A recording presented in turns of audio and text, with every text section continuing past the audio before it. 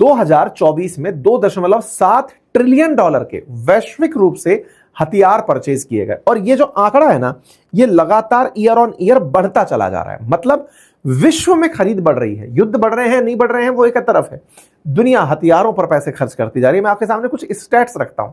2.7 trillion dollar के खर्चे हुए।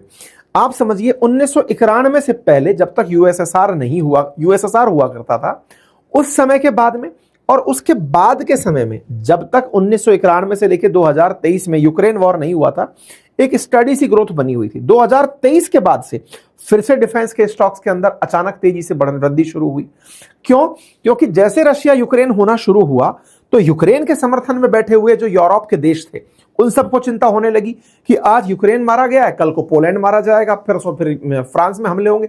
सब देशों ने अपने अपने स्तर पर खर्चे करने शुरू किए। आप देखिए कि यूरोप ने भी ईयर ऑन ईयर ग्रोथ में 12.6% की डिफेंस के अंदर खर्चे करने की तैयारी करी। आपको हाल ही में वो नाटो एपिसोड तो पता होगा, जब ट्रंप ने यूरोपियन देशों को यह कह दिया था कि मैं नाटो में अब तुम्हारी मदद नहीं करूंगा यदि आप लोगों ने 5% अपनी जीडीपी का डिफेंस पर खर्च करने से इनकार किया। तो अब हर यूरोपियन देश अपनी जीडीपी का 5% डिफेंस पर खर्च करेगा, तो करेगा किस पे? फौजियों की तनख्वाह थोड़ी बढ़ानी है, उसको इक्विप्ड भी करना है। तो तनख्वाह के साथ साथ इक्विपमेंट दिलवाओगे कहां से? या तो खुद के देश में खर्चा करोगे या विदेशों से माल परचेज करोगे। तो बाजार में एक तरीके से समझिए कि रूस ने यूक्रेन को पीटकर, कई बार जब यह देखा जाता है ना कि रूस यूक्रेन युद्ध क्यों नहीं रुका, तो बोले कहीं ऐसा तो नहीं है कि अमेरिका ने रूस को कह रखा है कि तू पीटता रहे यार इसको, इससे इन यूरोपियन देशों के पास जो रखा पैसा है उसको तो निकाल लेंगे अपन। यूरोपियन देशों के पास रखा पैसा कौन निकाल कर देगा? ये देश देंगे और अमेरिका को पकड़ेंगे कि सर ये पकड़िए और हमें अपना सिस्टम भेज दीजिए, थार बेच दीजिए, F-35 बेचिए। यानी कि फिर से अमेरिका के अंदर जो बैठी हुई बड़ी बड़ी कंपनी है वो अपना माल बेचने लगेंगी। यानी कि युद्ध को चलाए रखना। अब रशिया अमेरिका ईरान का जो युद्ध हुआ इसमें दुनिया पीड़ित हुई, फायदा किसका हुआ? अमेरिका का। क्यों? क्योंकि उस डर में जो ईरान ने पैदा किया गल्फ के और देशों में, खाड़ी देशों में, यूएई, कतर, बहरीन, ओमान, इन सब के अंदर, या फिर सऊदी के अंदर, ये लोग युद्ध खत्म होते ही सबसे पहले अमेरिका की शरण में जाएंगे कि सर डिफेंस के इक्विपमेंट दे दो। तो ये जैसे ही भागेंगे फिर से अमेरिका का डिफेंस सेक्टर बढ़ेगा। यानी युद्ध करवा करके ईरान से पिटवाना था, हो गया काम। लो जी साहब, अब डिफेंस के सामान खरीदो। मतलब युद्ध में जिसका बेनिफिट है वो डिफेंस है। मतलब आपके सामने स्टैट्स रख रहा हूं। एशिया में 5.7%, मिडिल ईस्ट के अंदर 4.5%। आंकड़े देखिए आप। डिफेंस बजट जो है ना, भारत का अगर हम बात करें तो 10 साल के अंदर 2.5 गुना हमारे देश के अंदर डिफेंस का बजट बढ़ चुका है। पिछले 10 साल के अंदर 2.6 टाइम्स ग्रोथ हमारे अंदर हुई है। हमने 100% प्राइवेटाइजेशन अलाउड कर दिया, 74% विदेशी निवेश अलाउ कर दिया। हमने डिफेंस एक्सपोर्ट को जबरदस्त तरीके से पुश दिया हुआ है। कारण क्या है? कारण यही है कि डिफेंस के ऊपर ध्यान देना जरूरी है। अल्टीमेटली किसी देश का अस्तित्व उसकी सुरक्षाओं से टिका है। अब तो हाल में भारत के अंदर यह हाल भी है कि ना केवल भारत की पीएसयूज जो पब्लिक सेक्टर अंडरटेकिंग्स हैं वो, अपितु प्राइवेट सेक्टर भी बहुत तेजी से बढ़ता आ रहा है। आंकड़े बताते हैं कि अब हमारे डिफेंस के निर्माण में 77% सरकारी है, तो 23% अब हमारा प्राइवेट कंट्रीब्यूशन तेजी से निकल रहा है। भारत सरकार 3 लाख करोड़ रुपए का डिफेंस मैन्युफैक्चरिंग का टारगेट लेकर चल रही है 2029 में, कि हम खुद से बनाएंगे 3 लाख करोड़ का सामान। और यह सारा कारनामा जो शुरुआत थी हमारी वो बढ़कर के 80,000 करोड़ थी फाइनेंशियल ईयर 2020 में, जो हमारा इंडिपेंडेंट रूप से अपनी कंपनियों से सामान बनवाते थे, वो 2025 में 1.5 लाख करोड़ का हो गया। और 2029 तक भारत सरकार के माध्यम से, या कहिए कि भारत के अंदर जो एटमॉस्फेयर बना है उसमें प्राइवेट और सरकारी कंपनियां मिलकर के 3 लाख करोड़ का सालाना सामान बनाना शुरू करेंगी। और इससे एक चीज जो सबसे बड़ी पता चलती है वो ये कि भारत ये खुद के लिए ही नहीं दुनिया के लिए भी बना रहा है। और उसके स्टैट्स अगर आप उठाकर देखें तो वर्ष 2017 में जहां हम 2000 करोड़ का सामान बेचते थे, एक्सपोर्ट करते थे, 2025 में हम 23,622 करोड़ का डिफेंस का सामान बेचना शुरू किए। ये जो ब्रह्मोस वगैरह बेचना है ये सब उसी का तो पार्ट है। आज चाहे हमारे पास तमाम प्रकार की गन्स बन रही हैं, आज तमाम प्रकार के हमारे रॉकेट्स बन रहे हैं, ये सभी की सभी जो बेच रहे हैं, मिसाइल बन रही हैं, ये सब इसी का पार्ट है। 2029 का टारगेट है कि हम 50,000 करोड़ का माल सालाना बेचा करेंगे।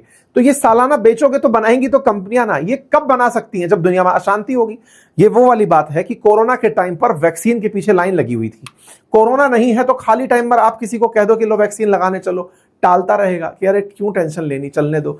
तो अशांति है, दुनिया में तो डिफेंस के स्टॉक बिके चले जा रहे हैं, सबको टेंशन है, पड़ोसी ने कल को ऐसा कर दिया तो ये तो हमारे साथ भी हो सकता है। आप सोचकर देखिए, रशिया यूक्रेन युद्ध जब हुआ तो यूक्रेन ने जैसे ही रशिया के ऊपर ड्रोन चलाए, यूक्रेन ने चलाए थे शुरुआत में, बायरक्तार ड्रोन लेकर गया था वो टर्की से, तो उधर की तरफ फिर रशिया तैयार ही नहीं था। रशिया ने सोचा कि मेरे पास तो बढ़िया सुखोई बैठा है, वो मिग बैठा हुआ है, मैं इनसे इनके ऊपर खूब बम गिराऊंगा, यूक्रेन को खत्म कर दूंगा। लेकिन इतने साल युद्ध चलाओगे तो इतने सारे फाइटर जेट को थोड़ी कंज्यूम करोगे, तो फिर आपको सस्ता विकल्प चाहिए था। जैसे ईरान ने इस बार क्या किया, ईरान ने शहीद ड्रोन बना रखे थे, मतलब कि हवाई जहाज उड़ाने ही नहीं है, मिसाइलों में पंख लगा रखे हैं, जाकर वो वहीं मर जाती हैं, शहीद हो जाती हैं। लो जी, तो उनको ऐसे हवाई जहाज मिल गए कि उड़ते उड़ते जाकर के बम गिर रहे हैं। ये इन्होंने रशिया को बेचे कि लो साहब आप हमसे ले लो। ईरान ने रशिया को यही तो ऑफर किया था, रशिया यूक्रेन युद्ध के अंदर सब यही तो चला था, और फिर रशिया उनको बेचकर मार करके यूक्रेन पर। तो आप सोचो, डिफेंस के अंदर यूक्रेन मतलब ईरान ने रशिया को हेल्प कर दी, नॉर्थ कोरिया ने हेल्प कर दी, और दुनिया को एक अचानक बाजार पता चला कि साहब ड्रोन का बाजार भी है। टर्की की कंपनी जो बायरक्तार बनाती है, वो कंपनी अब अगले 5 साल के लिए बुकड है, मतलब दुनिया भर के ऑर्डर पड़े हुए हैं उसके पास कि साहब ड्रोन बेचने। सबको चिंता क्या हो रही है, कल को ये हमारे साथ भी हो सकता है। आप सोचिए, उधर रशिया यूक्रेन युद्ध चल रहा था, भारत के पास रूसी जो सिस्टम है वही है सारे के सारे। अब तुर्की मित्र है पाकिस्तान का, तो भारत में चिंता क्या बनने लगी थी, कहीं ऐसा तो नहीं होगा कि तुर्की इसको ये ड्रोन दे देगा, कहीं ऐसा तो नहीं होगा जो सिस्टम उस पर भारी पड़े वो हम पर भारी पड़ जाएंगे। हमारे यहां पर ड्रोन प्रोडक्शन तमाम तेजी से चलना शुरू हो गया कि नहीं नहीं हमें भी आगे रहना है, तैयारी करनी है। आप समझ रहे हैं, युद्ध किसी कॉर्नर में हो रहा है, चिंता कहीं हो रही है, खरीद कहीं हो रही है। तो इस तरीके से बाजार जो है ना वो पूरी तरह से दिशा लेकर चलता है, मतलब डिफेंस का खेल बहुत तगड़ा चलता है जब कहीं युद्ध चल रहे होते हैं। आप देखिए कि भारत के अंदर अगर हमारी निफ्टी की टॉप इंडेक्स कंपनीज की बात करें तो ये बेल है, भारत फोर्ज है, हिंदुस्तान एरोनॉटिक्स, ये टॉप कंपनीज हैं जो हमारे टोटल जो डिफेंस के स्टॉक्स में बड़ा कंट्रीब्यूट करती हैं। उनमें से डिफेंस का मतलब जो एरोस्पेस और डिफेंस है वो 57.7% है, ऑटो कंपोनेंट 17% है, लार्ज कैप हमारे पास में डिफेंस सेक्टर का 55.4% है, मिड कैप 25.7% है। कुल 7% अगर हम बात करें तो हमारे डिफेंस की जो निफ्टी के अंदर कंट्रीब्यूट करने वाली कंपनीज है वो आपके सामने है। इस बात को किससे बैकिंग मिलती है? बैकिंग मिलती है राजनाथ जी के बयान से, जब वो ये कहते हैं कि भारत को टारगेट करना है डिफेंस के एक्सपोर्ट को।